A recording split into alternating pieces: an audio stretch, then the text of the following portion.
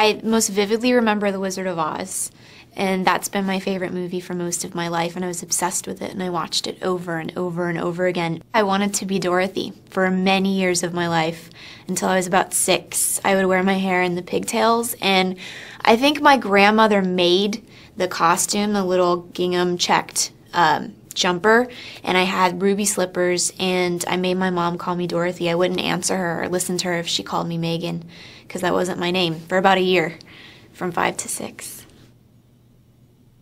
I always told my mother that I wanted to be an actress since before I can remember. And I think, you know, maybe it started with Judy Garland and Wizard of Oz, but I've just never had any desire to do anything else, and I'm not really sure why.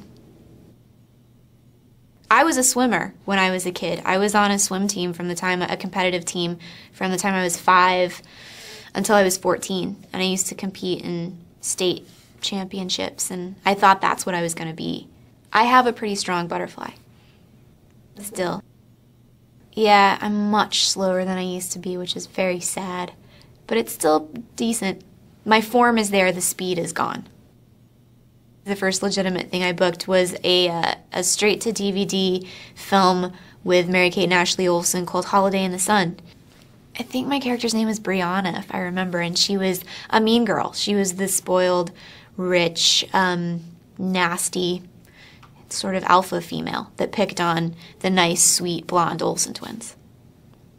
I don't know if people try to typecast me as that. I think I just sort of, for whatever reason, fell into playing a mean girl, and I think more so because there are many more blonde actresses than there are brunette actresses, and so the chances of the heroine being blonde are statistically greater, and so then you want a visual opposite to portray the evil girl, and I am that opposite, I guess. Growing up when I was little, I liked X-Men because my older sister collected X-Men comics, and then when I got to be about 11 and 12, I discovered one called Gen 13. It's basically an offshoot from X-Men, and it's these 3 girls and a guy who's sort of like in and out of the team, and they're superheroes. And there's a little spunky one called Roxy, and I just sort of liked, I named my bird after Roxy, actually. I was a cheerleader for less than a year, for like 1 basketball season when I was in high school. I think more so because it got me out of the house. I was always grounded, and engaging in an extracurricular activity was deemed okay by my parents, and so then I could actually leave my room to go do something, get some fresh air, be outside. And I think that's really probably the main reason I did it. But I was not good at it. I was terrible. I'm also just not built for it. I'm too, I don't know, gangly or waif-like or something. You have to be really strong.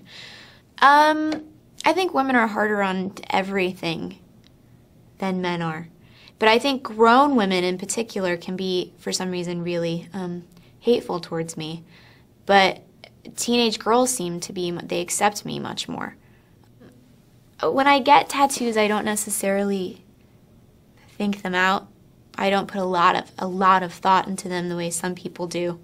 There's sort of more impulsive purchases. I got that after I completed the first Transformers. I got the Marilyn Monroe tattoo. And I don't know, I've always liked her, and like I said, been intrigued by her because she created a character that she lived behind. So she was always playing a character within a character in all of her movies, which I think is, the psychology behind that is very interesting. I didn't want to be literal. I didn't want to put someone on my arm that I wanted to emulate, like Ava or someone, or Liz or whoever. Yeah, it could have been Liz. Maybe I'll get them around. I'll get like a flower of famous faces on my arm.